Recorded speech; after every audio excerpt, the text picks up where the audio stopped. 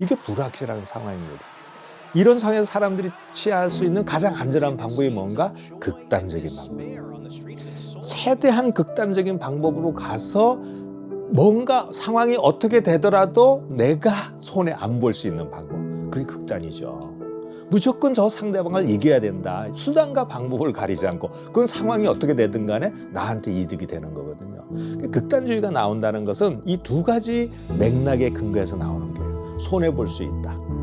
그리고 실제 상대방 때문에 내가 손해봤다라고 생각하는 거고, 그 다음에 미래에 대한 불확실성. 이 두 가지가 합치면 사람들이 취할 수 있는 가장 합리적인 대안이 극단인 거예요. 다른 사람 입장에서 보면 저 사람을 지지하면 안 될 것 같은데 참 이 사람 이상하다. 내가 보기에 도덕적인 기준으로 봐도 좀 문제가 있기도 하고 뭐 이런데 왜 저 사람을 지지하지? 이렇게 의아해할 수 있잖아요.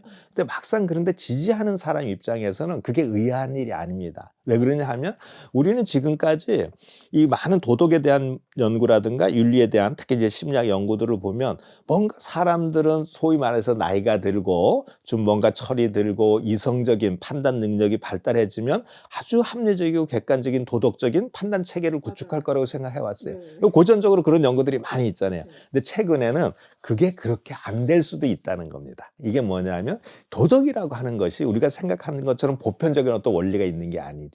예를 들면 우리가 사람을 죽이는 것은, 살인을 하는 것은 도덕적으로 보편적으로 다 나쁠 거라고 생각하잖아요. 네. 상당히 그렇습니다. 그런데 모든 문화권에서 그런 건 아닌 거예요. 그러면 이걸 조금 더 내려 아주 많은 사람들이 살인은 정말 나쁜 거다라고 아주 많이 공감하거든요. 근데 이거 이외에 더 다른 걸로 우리가 예를 들면 정치적인 보수나 진보 어떤 것이 더 옳으냐 모르죠. 보는 사람 입장이 다른 거예요. 그래서 이 도덕적인 합리적인 기준이라고 하는 게 마치 있는 것처럼 사람들 생각할지 모르지만 사실 아닌 거다. 이런. 그럼 내가 누구를 지지해서 왜 너 지지했어? 말도 안 되나? 말도 안 되는 게 아니야. 이 사람은 이런 걸 잘하잖아. 그리고 우리 사회가 엉망 아니야? 그것을 정당화시킬 수 있는 논리는 수도 없이 많아요. 객관적이라고 하는 게 사실 없을 수도 있는 겁니다. 이런 식으로 하니까 그냥 내가 남들이 보기에는 뭐 이상하다 하더라도 본인은 절대 이상한 게 아닌 게요. 정당하고 그게 정의로운 거죠. 바꾸지 못합니다, 일반적으로. 그러면서 그 입장이 다르니까 그래 그럼 우리가 한번 타협을 해보자. 이게 만났어요.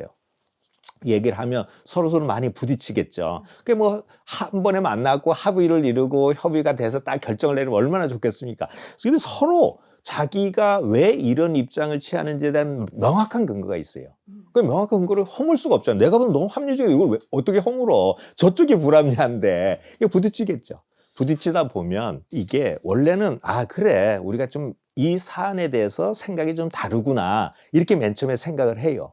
그러다가 계속 좀 만나다 보니까 쟤가 나 괴롭히려고 쟤가 저러네. 이게 내가 생각하는 게 진짜 합리적인데 저 녀석 진짜 이상한 놈이네. 쟤가 나를 감정적으로 대하네. 이제 이렇게 돼.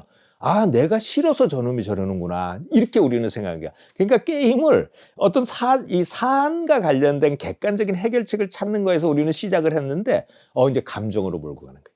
그래서 이제 문제 해결하는 거는 둘째 치고 감정적인 대립을 하는 거예요. 너 그렇게 해? 난 더 세게 나가. 이런 거. 아주 나쁜 놈이네. 이러면서 이제 감정의 골이 깊어집니다. 문제를 감정적으로 이끌어가요. 그러면서 상대방에 대한 적대감을 더 크게 만들고 그리고 그 사람이 원래 나쁜 사람이라고 어떤 그 사람이 가지고 있는 어떤 그 성격, 특성에다가 그 원인을 찾는 거예요. 인신공격을 그렇게 하는 거죠. 그러면 이제 게임 끝난 거예요. 어떻게 더 이상 만날 수도 없고 저 인간 같지 않은 저 사람들을 내가 왜 만나 이렇게 되는 거죠. 그러면서 그 상대방을 비인간화시키는 거예요. 쟤는 인간도 아니야. 내가 이렇게 합리적으로 얘기했는데 그거 하나도 안 받아들여? 이렇게 되는 거죠.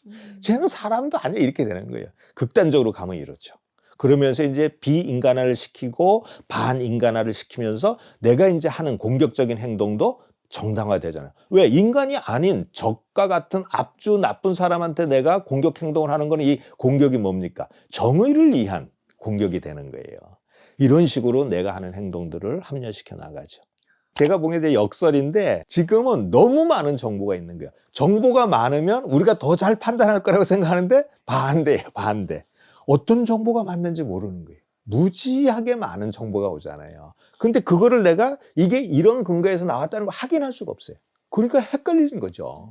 아, 얘 말이 맞아, 제 말이 맞아. 조금 그러니까 좀 더 설득력 있어. 야, 그럴듯한데?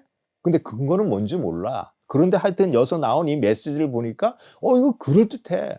그러고 내가 가지고 있는 어떤 약간의 편향 뭐 이런 것들이 일치되고 그래서 어느 쪽으로 이제 믿게 되는 거죠.